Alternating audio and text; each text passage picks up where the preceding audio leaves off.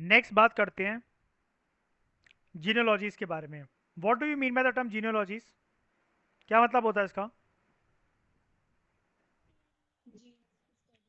Jeans की study. ठीक है। हिस्ट्री में हम लोग इसके बारे में क्यों पढ़ रहे हैं भाई? जीनोलॉजी जीन्स की स्टडी मतलब क्यों पढ़ रहे हैं?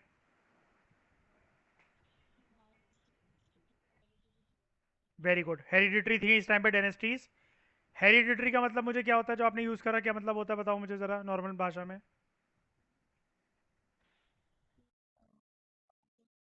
पास ऑन होता है। अगर ग्रैंडफादर हैं तो फादर बनेंगे रूलर, फिर उसका बेटा बनेगा या बेटी बनेगी। ठीक है। तो मतलब बनेगा सेम फैमिली से, फैमिली रूल चलता है यार एक तरीके से। एंशियंट इंडिया के अंदर ये वाली चीज़ तो बहुत ही ज़्यादा विटनेस्ड है। बड़ी सारी जो प्रशस्तिज हैं वो ये मेंशन करती हैं रूलर्स के एंसेस्टर्स को। ठीक है। अब जो समुद्रगुप्त की जो प्रशस्ति है जहां से हमने स्टार्ट करा था लेक्चर, कहां पर है समुद्रगुप्त की प्रशस्ति? हमें कहां देखने को मिलती है? वेयर? वेयर? इलाहाबाद। ठीक है। उस पे जो प्रशस्ति के ऊपर जो भी चीजें लिखी गई है किसने लिखी? किसने लिखी इलाहाबाद के अंदर? हरिसेना। हरिसेना कौन था?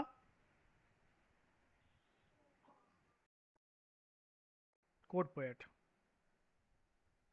Okay, great. तो समुद्रगुप्त का जो ग्रेट ग्रैंडफादर था, ठीक है, जो ग्रैंडफादर था, ये ग्रेट ग्रैंडफादर समझते होंगे ना, परदादा, दादा, पिताजी और माताजी। इनकी जो माताजी थी उनका नाम था कुमारा देवी या कुमार देवी कह लो। ये लिच्छावी गण से बिलोंग करती थी। मुझे एंशियंट पास में बताओ, लिच्छावी गण से और कौन बिलोंग करता था? महावीरा के बुद्धा? महावीर, याद रखना। सीधा कनेक्शन। ये कनेक्शन मतलब हम कर रहे हैं, मतलब मैं ये नहीं कह रहा कि क्वेश्चन आ सकता है, ये कनेक्शन हम कर रहे हैं। ठीक है। जबकि समुद्रगुप्त के जो फादर थे, मम्मी तो लिच्छावी गण से बिलोंग करती थी, इनके जो फादर थे चंद्रगुप्त के, सॉरी, इनके जो समुद्रगुप्त के जो फादर थे उनका नाम था चंद्रगुप्त। चंद्रगुप्त। और ये पहले रूलर थे गुप्ता डायनेस्टी के जिन्होंने एक टाइटल अडॉप्ट करा था, वेरी इंपॉर्टेंट, महाराज अधिराज। महाराज अधिराज। इस टाइटल को बाद में समुद्रगुप्त ने भी यूज करा। क्वेश्चन ये बन सकता है कि या तो चार टाइटल दे देंगे आपको कि समुद्रगुप्त और चंद्रगुप्त ने कौन सा यूज करा। यहां पर याद रखना, चंद्रगुप्त मौर्य नहीं है ये, ही इज चंद्रगुप्त गुप्ता, ये नाम होता है इसका। कंफ्यूज मत हो जाना। और एग्जामिनर, हाँ ऐसी तो ऑब्वियस ही बात है, प्रॉपर हिंट तो आपको देगा ही, ये नहीं कि सिर्फ चंद्रगुप्त नाम पटक दिया। या अगर चंद्रगुप्त का नाम चलो पटक भी दिया, लेकिन अगर उसके साथ समुद्रगुप्त आ रहा तो समझ ही जाओगे ना कि बाप बेटी की अगर बात हो रही है तो ऑब्वियसली बात है, ये उस एज का, ये उस एज का, अलग अलग एज के तो नहीं हो सकते। तो ये क्वेश्चन आ सकता है कि the title Maharaj Adhiraj in history was use by home. तो आप बोलना चंद्रगुप्त के द्वारा सबसे पहले यूज करा गया था, जो कि गुप्ता डायनेस्टी के रूलर थे।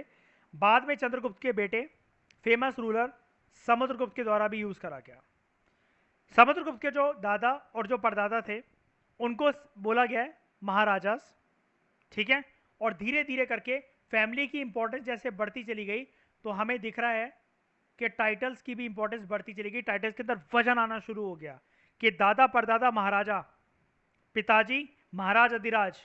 और जब मेरे टाइम पर मैंने अपने एम्पायर को और भी ज्यादा वास्ट कर दिया, करा तो है ही ना वास्ट, हमने देखा था ये चीज कि internal state, external state, Aryavarta, Dakshinapatha, कुछ रूलर्स का सत्ता उखाड़ फेंक रहा हूँ, किसी की सत्ता उखाड़ फेंक रहा हूँ तो उसको माफ करके दोबारा कह रहा हूँ चल चल कर रहे रूल, कोई बात नहीं, लेकिन मेरी छत्र छाया के अंदर रहना होगा।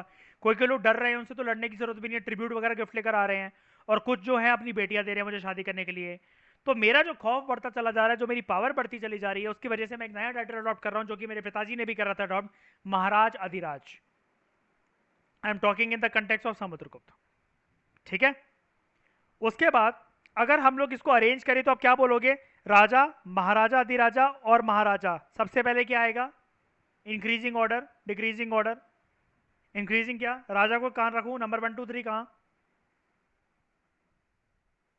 टाइटल क्या रखूँ, 1 2 3 क्या, जल्दी बोलो। 1। महाराज अधिराज को क्या रखूँ, 2 या 3, 3, और महाराजा को ऑब्वियसली 2।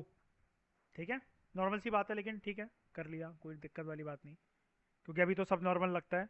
क्वेश्चन जब आप प्रैक्टिस करोगे टेस्ट सीरीज वगैरह में से, तब आपको लगेगा यार एनसीईआरटी को और अच्छे से पढ़ना चाहिए। ठीक है, ये गलतियां होंगी, और गलतियां अच्छी अच्छी बात है, टेस्ट सीरीज में हो जाए तो ज़्यादा बेटर है, रियल एग्जाम के अंदर नहीं होनी चाहिए। और जो हम करके जा रहे हैं, आप यकीन मान के चलो, हर सब्जेक्ट के अंदर हमारी 95 to 97% एक्यूरेसी रहेगी ही रहेगी। प्रैक्टिकल बोलूँ तो 90 to 97% एक्यूरेसी रहेगी। 3% में इसलिए काट रहा हूँ क्योंकि कभी कभार कंटेंट आने के बावजूद भी ना, मैं टेस्ट सीरीज और रियल एग्जाम दोनों की बातें कर रहा हूँ, मैं ये वाली ये एक्यूरेसी की जो परसेंटेज दे रहा हूँ, 100% कभी कभार रहती भी है, जैसे पॉलिटिक्स जैसे सब्जेक्ट्स के अंदर। लेकिन मैं फिर भी 100 इसलिए मान के नहीं चलता क्योंकि ह्यूमन की एक लिमिटेशन होती है, कभी आपकी साइकोलॉजी वर्क नहीं कर रही, आपको कंफ्यूज हो गए, या एग्जामिनर ने फंसा दिया, तो उसके लिए भाई एक ही चीज़ होती है, अगर आपको एक्यूरेसी ज़्यादा से ज़्यादा डेवलप करनी है, आप मॉक टेस्ट की प्रैक्टिस लगाओ, आप क्वेश्चंस देखो, क्योंकि जब तक क्वेश्चंस नहीं देखोगे ना, दो चीज़ें आपको कभी पता नहीं लग पाएंगी जो कि अटमोस्ट इंपॉर्टेंट है एग्जाम क्लियर करने के लिए, एग्जामिनर का माइंडसेट और एग्जामिनर की साइकोलॉजी नंबर 1, इसके अलावा the flavour of questions that examiner can frame. ये दो चीजें अगर जिस दिन आपने पता लगा लिया, समझ जाना आपका कोई भी एग्जाम क्लियर हो जाएगा। कई लोग होते हैं लगातार प्रीलिम्स निकालते रहते हैं, लगातार मेंस निकालते रहते हैं, ठीक है, उनका एक रीजन होता है कि उन्होंने एग्जामिनर के माइंडसेट, साइकोलॉजी प्लस एग्जाम में क्वेश्चंस के फ्लेवर को पहचान लिया है। वो चीज यही होती है जब आप ज्यादा से ज्यादा क्वेश्चंस के साथ टाइम बिताओगे, मेंस में मेंस तरह के क्वेश्चंस, मेंस वाले क्वेश्चंस, और प्रीलिम्स के अंदर एमसीक्यूज वाले क्वेश्चन। ठीक है, तो समुद्रगुप्त जो था, ठीक है, वो अपने एंसेस्टर्स की लिस्ट में बहुत बाद में हमें दिखाई देता है, ऑब्वियसली बात है, क्योंकि इतने सारे रूलर्स इससे पहले भी आ चुके हैं। ठीक है, तो ये बाद में अपने लिस्ट ऑफ एंसेस्टर्स के जो बाद के रूलर्स आए, जो कि समुद्रगुप्त के बाद भी आए, वो भी मेंशन करते हैं समुद्रगुप्त को। जैसे समुद्रगुप्त ने अपने पापा, अपने दादा, अपने परदादा को मेंशन करा, ऐसे ही समुद्रगुप्त का बेटा भी समुद्रगुप्त को मेंशन करता है कि समुद्रगुप्त मेरे पापा थे, और उन्होंने टाइटल अडॉप्ट करा था महाराज अधिराज का, और इसके बेटे का नाम था चंद्रगुप्त टू। किसी भी प्रकार की आपके अंदर कंफ्यूजन नहीं होनी चाहिए, आराम से इसको रिवाइज करना। क्या पढ़ा अभी तक हमने, चंद्रगुप्त 1, उसके बाद समुद्रगुप्त, फिर चंद्रगुप्त 2। ये अभी हमारा ऑर्डर है इस तरीके से। ठीक है, दादा, पापा, बेटा, एक तरीके से, अगर मतलब जो अभी तक हमारे सामने नाम आए हैं, ठीक है, जो नाम आए हैं अभी तक हमारे सामने, उसके बेसिस पर हम ये वाली चीज़ बोल रहे हैं। ठीक है, और एक और चीज़ के टाइटल जो था, मुझे कोई बता सकता है चंद्रगुप्त 1 का टाइटल क्या,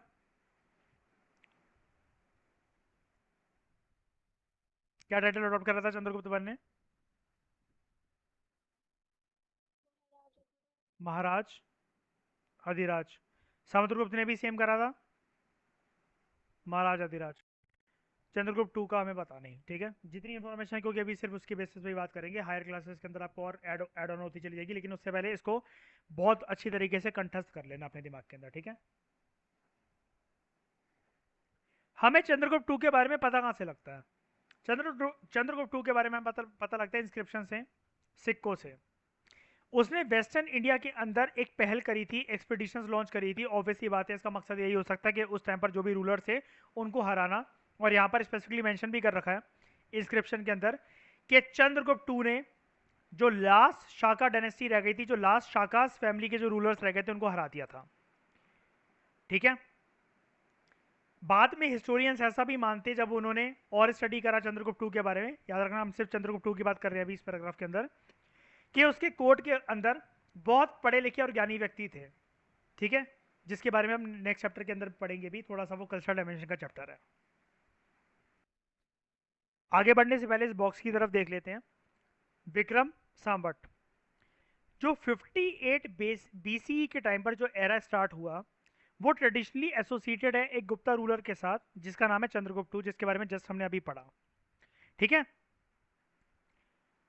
ये ना जो चंद्रगुप्त 2 है, who had founded it as a mark of victory, Shakas के ऊपर जो इसने विक्ट्री जो हासिल करी, तो इसने टाइटल अज्यूम करा था, जैसे अलग अलग टाइटल लोग अज्यूम कर रहे थे, तो इसका जो टाइटल था इस शाकास को हराने के बाद, जो कि रूल कर रहे थे वेस्टर्न इंडिया के अंदर, he adopted the title of Vikramaditya.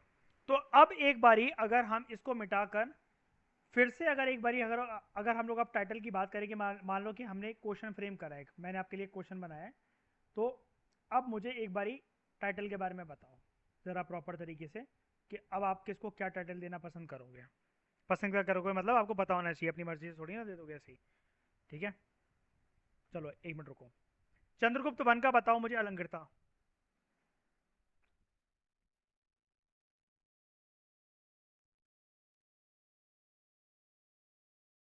महाराज अधिराज, आशिमा ठीक बोला मैंने। समुद्रगुप्त का भी सेम, लेकिन चंद्रगुप्त टू का अब हमें देखने को मिल गया, या तो उसको कह लो विक्रम सांबत, या फिर स्पेसिफिकली बात करें, विक्रम सांबत इसका टाइटल था वैसे, विक्रम सांबत। जब भी आप विक्रमादित्य टाइटल यूज करोगे ना, विक्रमादित्य, वो सिर्फ चंद्रगुप्त टू के एक स्पेसिफिक कंटेक्स्ट में यूज करोगे। कब?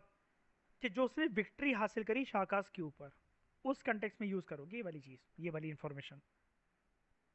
क्लियर हुआ? ठीक है। उसके बाद यहां पर अब हम लोग बात करते हैं हर्षवर्धन और हर्षचरिता के बारे में। ठीक है, लेकिन इसके बारे में मेरे को लगता है कि ये थोड़ा सा कल्चरल एलिमेंट है, अगले लेक्चर में इसको कवर करते हैं हम लोग।